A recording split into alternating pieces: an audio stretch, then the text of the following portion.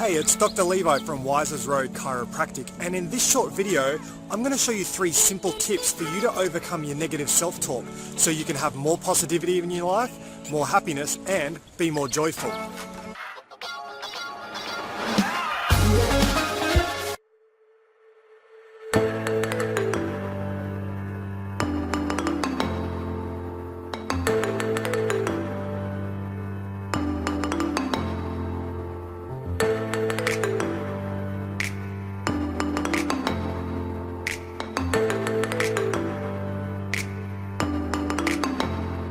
I don't think most people have a problem with being positive or optimistic when things are going well in their life. It's when things aren't going really well and we've got a lot of negative self-talk that people start to struggle.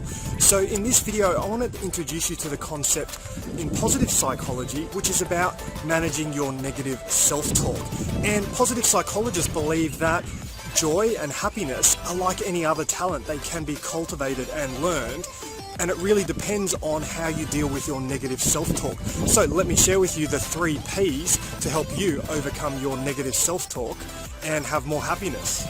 So when we talk about having characteristics of someone who's more optimistic, one of the things that researchers have found is the concept of permanence. So when bad events happen to people who are more optimistic, they understand that these bad events aren't going to last forever and they can change. Whereas pessimists take a much stronger view of things and look at the bad events that happen in their life as being more permanent.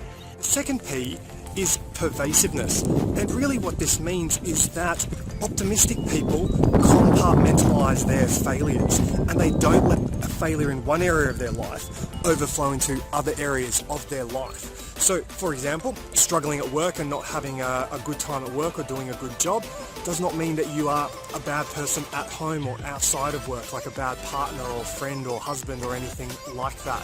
Whereas pessimistic people will allow failures in one area to become all-encompassing and flow into all areas of their life. So a failure at work means that you are a failure outside of work, so at home, as a husband, as a father, as a friend. On the flip side, when good things happen, optimistic people allow a positive pervasiveness to happen in their life. So if I do really well at work, I break down the compartments of work and I allow that to flow into other areas of my life. So success at work means that I am a success at home, I am a success at whatever other things that I am doing.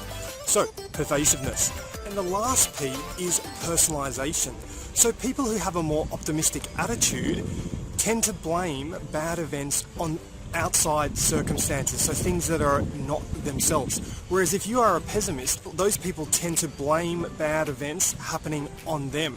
Now you can see that this subtle shift in mindset and the way that we view these negative events can really make a big difference. If you're viewing yourself as the reason for failure, sometimes it's very hard for you to think that that's ever going to change.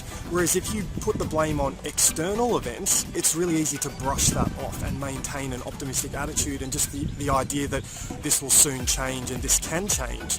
Now, this doesn't mean that you go and you point the finger at everyone when things go bad, but it just means that you take a realistic look at why things didn't work out for you.